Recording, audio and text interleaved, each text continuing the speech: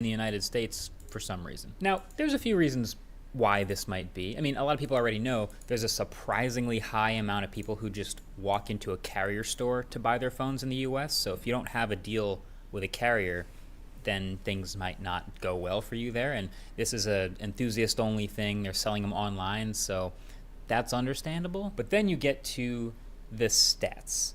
And the stats say the iPhone has somewhere around 50% market share in the US, which is higher than the global average, and it is steadily growing every single year.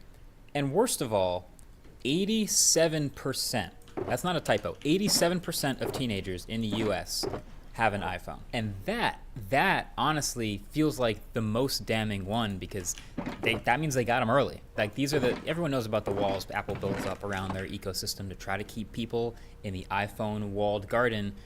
But 87% of teenagers, that just means that there's a lot of these people's first phones. These people will be iPhone customers for life, maybe. Like, for a lot of them, their friends all have iPhones, and if they're gonna get their first phone for the first time, they don't really even consider anything that isn't also an iPhone. It's the only way to get into all the group chats with their friends. It's the only way to get in on all the inside jokes and socializations that happen after school, from the FaceTimes to the iMessages and all the things that are just iPhone only. So it's a very baked in thing. It's a very US centric thing for sure, but it is everywhere. So this is why when I made that blue bubbles versus green bubbles explained video, I had to put that disclaimer in the beginning of the video, but that's why half the comments were like, yeah, I live in the US and I see this everywhere. There's iPhones everywhere and the pressure of the iPhone is very real. And then the other half of the comments are like, this is the dumbest thing I've ever seen. Why do people care so much about which phone people use? Just use WhatsApp. It's super easy. And so that's why that dichotomy exists. But you get the idea. So you are that smartphone company. You're in this position. You're trying to break out in the US. What do you do? It's a real question. And as some of you may have picked up by the title and premise of this video, it's a real company too. It's Nothing. This is a company that's made their first 2 phones now. They've got some accessories. They're trying to break out. And their options seem to be just give up on the US and never, or maybe try to strike a carrier deal and get in that way, but it doesn't seem like it might work. Or just lean all the way in and embrace the actual heart of the question, the number one problem, the biggest asset of the other side. And that's what they're doing. So what Nothing has decided to do, and they're announcing this today, is they have built iMessage into their Android phone. Kinda. So they've announced a new app that is going to come out and be exclusive to the Nothing Phone 2 to start, and it's called the Nothing Chats app. And their goal with this is to literally offer iMessage also on their phone. Now, how does this work, you might be asking?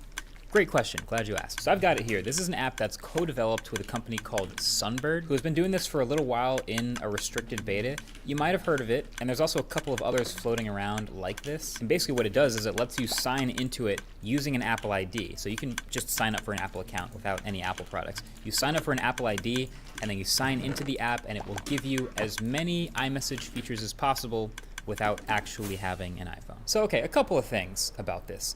One, this Nothing Chats app, when you first sign in, is pretty intuitive.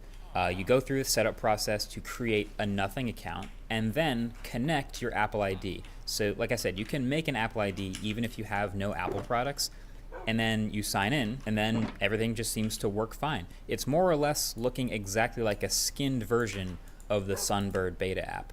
And so sure enough, when you go to message an iPhone or join any group chat that has a bunch of iPhones in it, things that would not work with an Android phone before, it basically starts off by sending through a virtual contact card asking to merge your contact info with your Apple ID email address, and then suddenly it all works, and you're a blue bubble, and you're texting people with iMessage from your Android phone.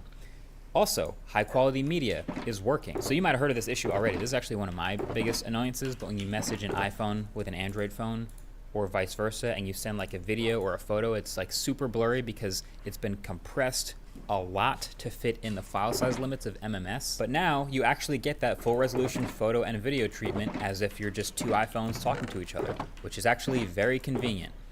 Typing indicators work when another person has been typing for a while, and they're also working on the reactions as well. It's not in this beta that I've been testing, but they say they're going to have that around the end of this year. But then number 2, they're saying that they're launching this as an exclusive app for the Nothing Phone 2, so just this phone, and I imagine future Nothing phones as well, to sort of give people that option where if they were going to buy a new phone and they really want to be in the iMessage group chats and all the iMessage features, and they could only buy an iPhone, they'll at least also have this phone as an option. But then 3, this is the big one, and I cannot stress this enough, this could lead to enormous security issues. Signing in with your Apple ID onto a device that you don't own is an enormous security issue, and it's a huge risk to anyone using it. Same thing is also true about Beeper and the others. Because the way this one works, and I've confirmed this with Nothing, is when you sign in with an Apple ID,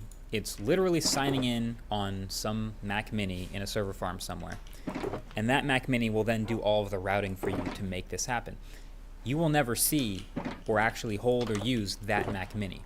Now, no one else is supposed to be able to use or see that Mac Mini or your messages on it because it's all encrypted, but you are still logging in with your own Apple ID on someone else's computer. I don't know how else to put that. Like, that on its face is a big enough risk that many people will never even want to try this. But hey, if you're Nothing, well, maybe this is just enough to be able to say, hey, we're offering iMessage on an Android phone. Like, this is a young and crazy enough company that they're gonna try stuff like this.